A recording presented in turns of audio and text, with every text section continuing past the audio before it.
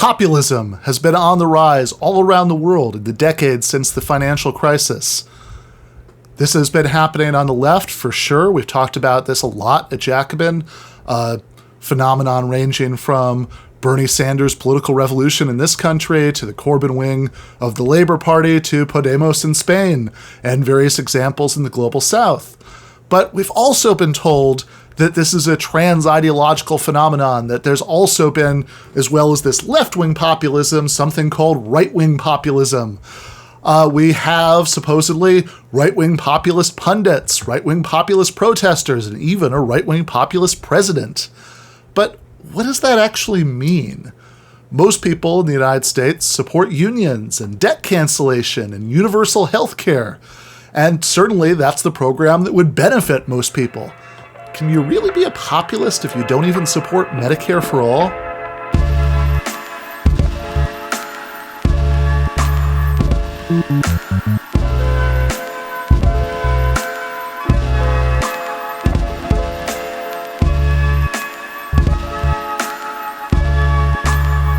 Now, culturally, populist appeals have been a staple on the right for a long, long time. The idea that some sort of insidious coastal elitists are shoving Hollywood garbage down the throats of middle America, or some very similar construction that sets some conception of the people against some sort of elite in purely cultural terms.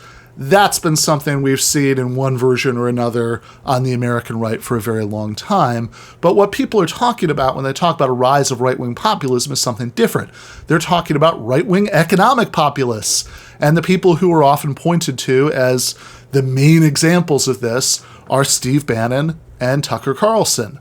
Bannon even had a debate with Never Trump Republican David Frum last year in Toronto on the resolution, "Be it resolved, the future of Western politics is populist, not liberal." But the thing is, if you watch that debate, I don't recommend it, but I did, it's not like they spend a lot of time hashing out any disagreements about economic redistribution or anything like that. In fact, they barely talk about policy at all. And it's not obvious that if they had talked more policy, they would have actually disagreed about very much. It's certainly true that Bannon is more of a protectionist than Frum, but so is the GOP back when they were trying to stop FDR from pushing through the New Deal. In fact, Republicans back then were probably more enthusiastic about tariffs and such than Bannon is now.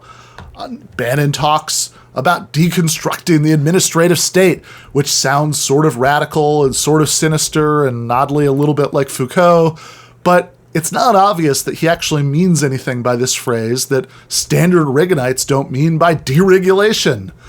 And this gets especially obvious if instead of watching the debate that he had with Frum in Toronto, you watch his appearance on the podcast Red Scare from a few months ago. That one was a lot less vacuous because the host, Anna and Dasha, kept asking him a very simple question to which he had no good answer, which was, if you're such a populist, why don't you support Medicare for all? You said that you were on a mission to remake the Republican Party into a workers' party, and I do want to ask you that. But right now we're talking about a record 6.6 people filing for unemployment in a system that can barely even sustain the phone calls, the emails. As Bernie has reminded us virtually every debate, there are 87 million uninsured or underinsured in the United States. Here's the question for you. Do you support single-payer health care? I came out of a system. My dad was a lineman for the phone company before he got into lower-level management. And, we had our health care by the phone company. I still think, just given the efficiency and all that the best way to do this is still through companies and through private insurance. I just think it's a more effective way. But listen, I'm not trying to hardball you, but with all due respect, I mean, how do you achieve that through private companies healthcare and private interests? I just don't think I'm not a believer that in Medicare for all that we could at the time afford it. If you call yourself a populist, I guess my question rather naively isn't universal health care kind of the number one benchmark. Here's I think this is the difference between left-wing populism and right-wing populism. Similarly, Tucker Carlson is often held up as one of the biggest economic populists on the right, but he doesn't support Medicare for all. Neither does Josh Hawley. Trump certainly doesn't. Trump has supported Medicaid cuts. He's tweeted about Democrats trying to separate consumers from, and this is an exact quote from Trump's tweet, their beloved health insurance companies. Similarly, none of these people support the movement for a $15 minimum wage, or changing labor laws to make it easier to organize unions, or postal banking. Hell, far from supporting postal banking, Tucker Carlson has actually mocked widespread concern about Trump's efforts to destroy and privatize the United States Postal Service. Trump is stealing the mailboxes, driving through Democratic neighborhoods in the middle of the night, tossing them in the back of his station wagon, cackling like the madman he is. Where's the populism in all this? The evidence that people keep pointing me to when I argue about this with them is a segment from 2019 where Tucker Carlson pours scorn on Austrian economics, and he praises a statement by Elizabeth Warren about the importance of economic patriotism. Republicans in Congress can't promise to protect American industries. They wouldn't dare to do that. It might violate some principle of Austrian economics. It might make the Koch brothers mad. Yesterday, Warren released what she called her plan for economic patriotism. Amazingly, that's pretty much what it is, economic patriotism.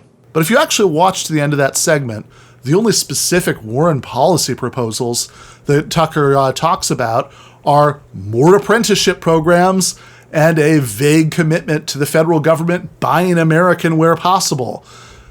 These are positions so populist that they're also supported by Marco Rubio.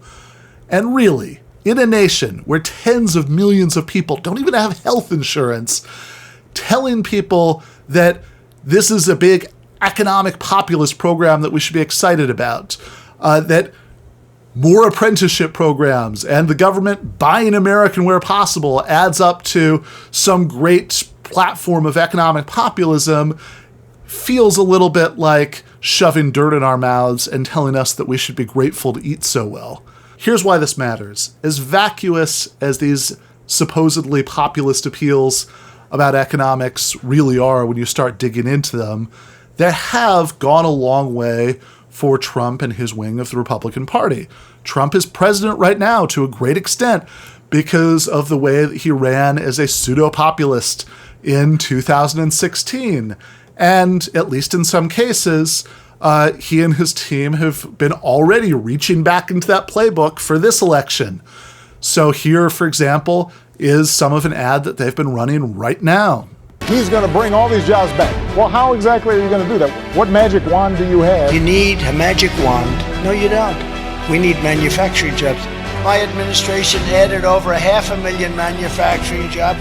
These are the forgotten workers who work with their hands. They don't want a government handout. They want their jobs. By contrast, the Democrats are running on rhetoric about the light and the dark and, good and evil. And I think Kamala Harris said something in her acceptance speech at the DNC about there not being a vaccine for racism, which is true, I guess. But none of this really speaks to the kinds of economic concerns that the Trump campaign is tapping into right now. And maybe Trump will be able to pull off what he did in 2016 again. Maybe he'll lose this time. But either way, the threat of the right being able to make these empty populist appeals about economics and having it actually work because the Democrats aren't exposing its emptiness is not going anywhere. When we cede this ground to the right, they get away with a vile xenophobic appeal that pits workers against workers, native versus immigrants, and fuels a never-ending culture war. But they wouldn't be able to get away with it if there were a real opposition pushing the kind of real economic distribution that most Americans want and need. And that's the program that the left has to unapologetically take up if we actually want to be in a position to expose the hollowness and absurdity of the alleged economic populism of the right.